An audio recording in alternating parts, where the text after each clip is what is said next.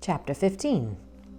And certain men came down from Judea and taught the brethren, Unless you are uncircumcised according to the custom of Moses, you cannot be saved.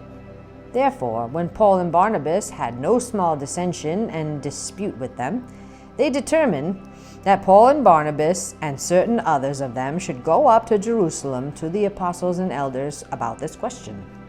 So, being sent on their way by the church, they passed through Phoenicia and Samaria, describing the conversation of the Gentiles, and they caused great joy to all the brethren. And when they had come to Jerusalem, they were received by the church and the apostles and the elders, and they reported all things that God had done with them. But some of the sect of the Pharisees who believed rose up, saying, It is necessary to circumcise them, and to command them to keep the law of Moses. Now the apostles and elders came together to consider this matter. And when there had been much dispute, Peter rose up and said to them, Men and brethren, you know that a good while ago God chose among us that by my mouth the Gentiles should hear the word of gospel and believe.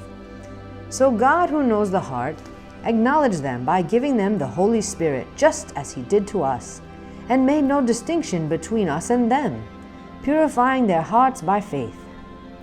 Now therefore, why do you test God by putting a yoke on the neck of the disciples which neither our fathers nor we were able to bear? But we believe that through the grace of the Lord Jesus Christ we shall be saved in the same manner as they. Then all the multitudes kept silent and listened to Barnabas and Paul, declaring how many miracles and wonders God had worked through them among the Gentiles. And after they had become silent, James answered, saying, Men and brethren, listen to me. Simon has declared how God at the first visited the Gentiles to take out of them a people for his name. And with this the words of the prophets agree. Just as it is written, After this I will return and will rebuild the tabernacle of David, which has fallen down. I will rebuild its ruins, and I will set it up, so that the rest of mankind may seek the Lord, even all the Gentiles, who are called by my name, says the Lord who does all these things. Known to God from eternity are all his works. Therefore I judge that we should not trouble those from among the Gentiles who are turning to God, but that we write to them to abstain from things polluted by idols, from sexual immorality, from things strangled, and from blood. For Moses has had throughout many generations those who preach him in every city, being read in the synagogues every Sabbath. Then it pleased the apostles and elders with the whole church to send chosen men of their own company to Antioch with Paul and Barnabas, namely Judas, who was also named Barsabbas, and Silas, leading men among the brethren. They wrote this letter by them. The apostles, the elders, and the brethren to the brethren who are of the Gentiles in Antioch, Syria, and Cilicia, greetings.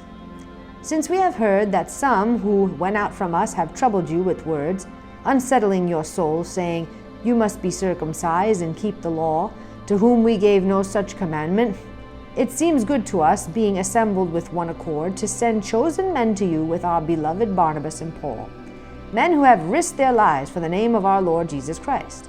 We have therefore sent Judas and Silas, who will also report the same things by word of mouth. For it seemed good to the Holy Spirit and to us to lay upon you no greater burden than these necessary things, that you abstain from things offered to idols, from blood, from things strangled, and from sexual immorality. If you keep yourselves from these, you will do well. Farewell. So when they were sent off, they came to Antioch, and when they had gathered the multitude together, they delivered the letter. When they had read it, they rejoiced over its encouragement. Now Judas and Silas, themselves being prophets also, exhorted and strengthened the brethren with many words. And after they had stayed there for a time, they were sent back with greetings from the brethren to the apostles. However, it seemed good to Silas to remain there. Paul and Barnabas also remained in Antioch, teaching and preaching the word of the Lord, with many others also. Then after some days Paul said to Barnabas, Let us now go back and visit our brethren in every city, where we have preached the word of the Lord, and see how they are doing. Now Barnabas was determined to take with them John, called Mark, but Paul insisted that they should not take with them the one who had departed from them in Pamphylia, and had not gone with them to the work. Then the contention became so sharp that they parted from one another, and so Barnabas took Mark and sailed to Cyprus. But Paul chose Silas and departed, being commended by the brethren to the grace of God. And he went through Syria and Cilicia, strengthening the churches. Amen.